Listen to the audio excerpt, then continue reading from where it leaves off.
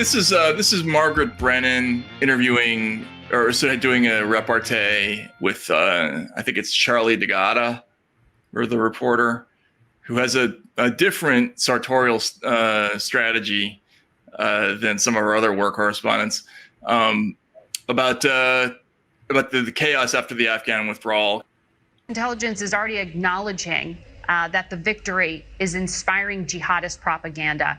What are you hearing about how the chaos of this withdrawal will impact the U.S.?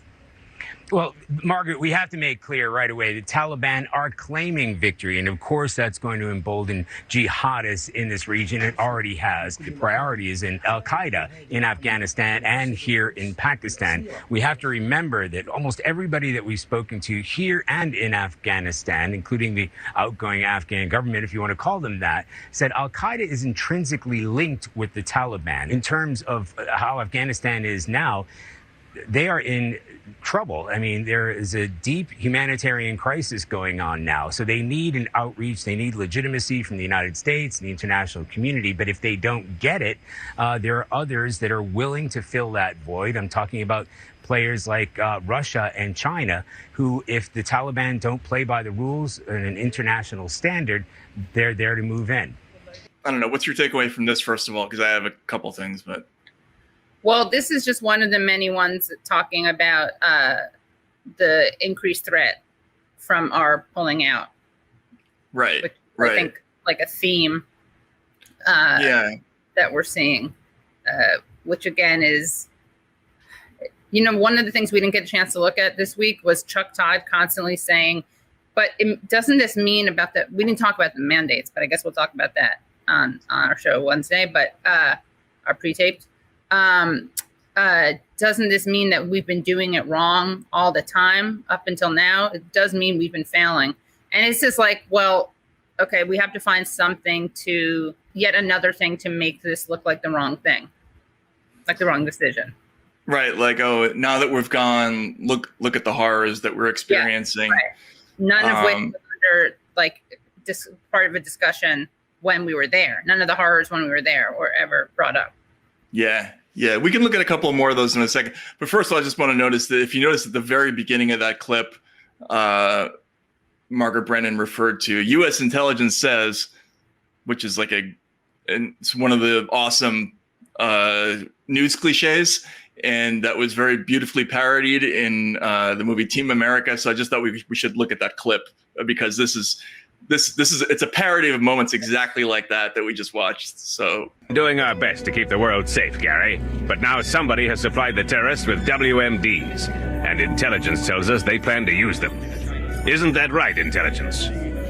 That is affirmative. Intelligence? The most sophisticated computer in the world. I have intercepted communications that several terrorist groups are being organized for one massive worldwide attack. From what intelligence has gathered, it would be 9/11 times 100. 9/11 times 100? Jesus, that's... Yes, 91,100. Basically all the worst parts of the Bible. So now you see why we need you. Who is that? Is that Phil Hartman? Voice? No, it's Phil Hendry, I think is the name of it. It's a voice actor. But that whole what do you think, intelligence? Like they're doing that because a million anchor people have done that over the years. Like they don't specify what is U.S. intelligence. Yeah. Speaking of U.S. intelligence, there was another. Whatever they're hearing from them is like they have to take it at face value. Right. Yeah, exactly. It's just this amorphous thing. There's no people we have to cite or anything like that. Right. There was another clip from, coincidentally, the former CIA director, Michael Morrell. Could we see that one too? Because I think this gets more to what you were talking about. The head of al-Qaeda issued a video on the 20th anniversary of the attack. UN said in July he's living in Afghanistan. Is he? I think so. Which means that the Taliban is harboring Zawahiri today. The Taliban is harboring al-Qaeda today. And I think that's a very important point. So is that just a complete false premise then to say that pulling out of Afghanistan, we can still keep the threat from al-Qaeda at bay? we have a lot of work to do in order to do that, right? We have to figure out how we're going to collect intelligence, two types of intelligence, how we're going to make sure that Al-Qaeda is not rebuilding its capabilities and is planning on attacking us again. And then we have to, if we do that, then we have to collect the kind of intelligence that gives you the precision you need to conduct strikes, right? Drones need to be told exactly where on the earth to go. What tells you that is precision intelligence. So a lot of work for the intelligence community to do here going forward. Intelligence, precision intelligence. All right. Do you want to start? Because I have a couple of things on this one. No, you go. You start. So, first of all, this whole thing about al-Zawahiri still being in Afghanistan. I did a story a couple of years ago called "How to Survive America's Kill List," which was about drone attacks. And one of the sources for my story was this group in Britain called Reprieve, which does a lot of things. Like, among other things, they sort of agitate for people who are the victims of drone attacks. But they did this amazing study where they counted. They were the only people to notice that the United States was routinely reporting that they had killed certain terrorists multiple times. So there would be a press release that, sort of terrorist suspect X had been killed in a drone strike in Yemen, and then you would get a year later the same person was allegedly killed in Afghanistan, blah blah blah. But there is no one person that's produced more bodies than al-Zawahiri. I just want to read the sentence from that story. In one extreme case, the CIA reportedly killed 76 children and 29 adults solely in attacks targeting Al-Qaeda member Ayman al-Zawahiri.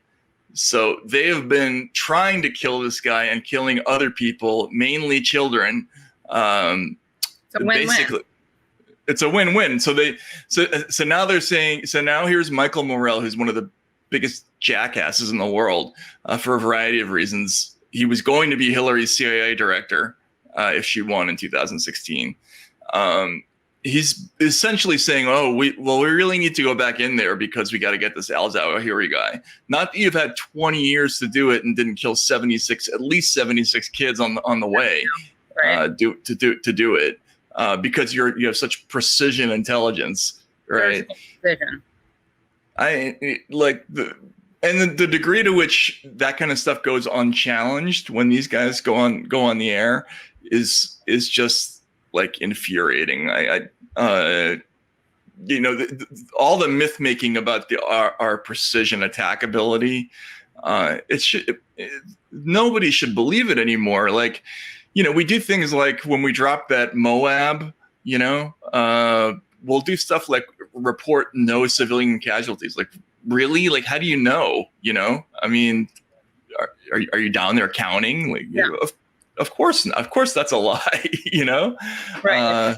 Moab, if it's a mother of all bombs, then what are you doing? Like, just how's ridiculous. It working? Yeah. It really is ridiculous. And it's, and that's still not, that's something that, like, nobody talks about, people don't know about. It's not reported on. What do they call people? Militants. There's never any real, like, proof of what that means. You got some they're always militants. Yeah. They're always militants, right? And we don't know who these people are, right? Most of the time, because it's somebody pressing a button from 2,000 miles away. Right. At best, we're getting a video of a Hellfire missile hitting something, and it's ridiculous. And for them to go on television and say with a straight face that, we need to be back in there because otherwise we're not getting access to that perfect intelligence that's been allowing us to kill only bad people. To not kill the person we've been going for and actually kill a lot of civilians. Yeah. What are we going to do now? Civilians are overrated, points out Light Rain. I guess. So, a lot of stuff. I don't know. Any final other thoughts? Rolf Steiner says USA needs to be put on Nuremberg trial. The sheer numbers of people that have been killed just since 2001 is just like mind blowing. But there's not going to be a comeuppance for any of that stuff, I don't think. And this ties into something that I guess we'll talk about on the show later this week, which is that now we're rehabilitating George W. Bush. Oh my gosh, yeah. For a variety of reasons that are Mostly the art. Just right, mostly the art. Yeah, exactly. Yeah, his portrait of Pootie Poot is pretty great. Yeah. Hello, thank you so much for listening to and watching Useful Idiots. For full episodes and extended interviews, please subscribe at usefulidiots.substack.com. You can subscribe on YouTube at youtube.com/usefulidiots for clips, live streams, and full episodes. Also, subscribe to us wherever you find your podcast. Follow us on Twitter at UsefulIdiotPod and use the hashtag UsefulIdiotsPod. Join us Mondays at 10 a.m. for the Useful Idiots Monday Morning Show, where we discuss the Sunday morning news shows so you don't have to watch them.